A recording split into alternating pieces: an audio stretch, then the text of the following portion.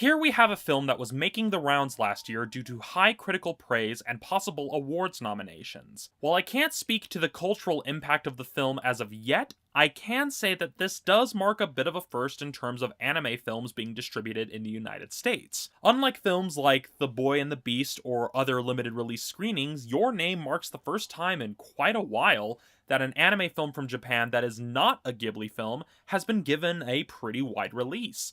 I'm talking same price as a regular movie ticket with pre-roll trailers from other companies. I mean, it is still in limited release, but the fact that I didn't have to shell out $10 to $20 to see it, to be honest, it feels kind of weird.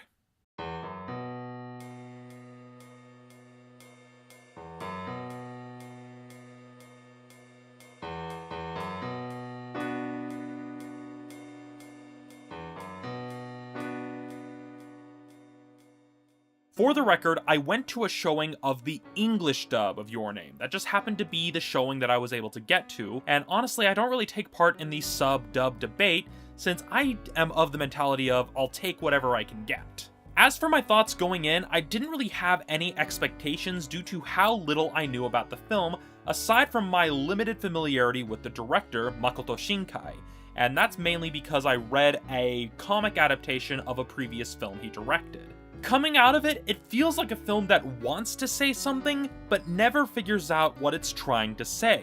It starts with an interesting concept, and it feels like it's going to be a more insightful film, kind of like Shinkai's 5 centimeters per second, or the Ghibli adaptation of When Marnie Was There, only for the stakes to be arbitrarily raised for no good reason.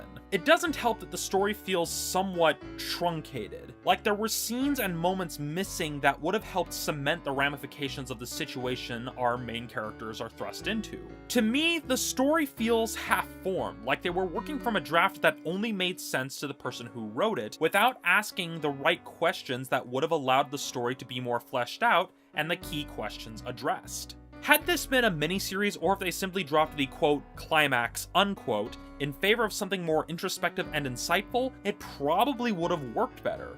Especially when you consider the two respective worlds the main characters come from, as it's the classic city mouse, country mouse setup, where one is envious of the other's situation.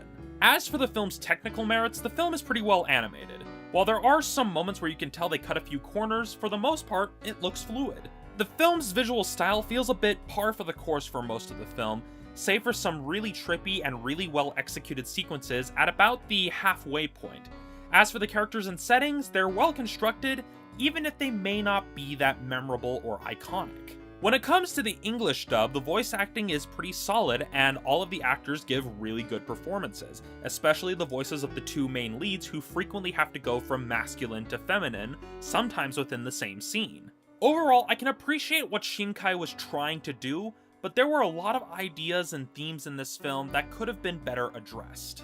The film really needed to decide if it was trying to be insightful or suspenseful. It is possible to be both, but this film doesn't present itself in a way where it can be. It feels like it's trying to tell a much larger story than it was capable of, and as a result, we're left with an enjoyable but incredibly convoluted story that's not really sure what it wants to say. I know I'm in the minority saying this, but I don't feel this film is particularly groundbreaking. It's ambitious, to be sure, but I wouldn't call it the greatest animated film ever. I mean, it's good, but it's not great. All of that said, Your Name gets a 3.5 out of 5.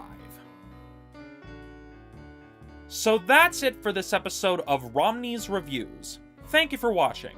I'll see you all next time.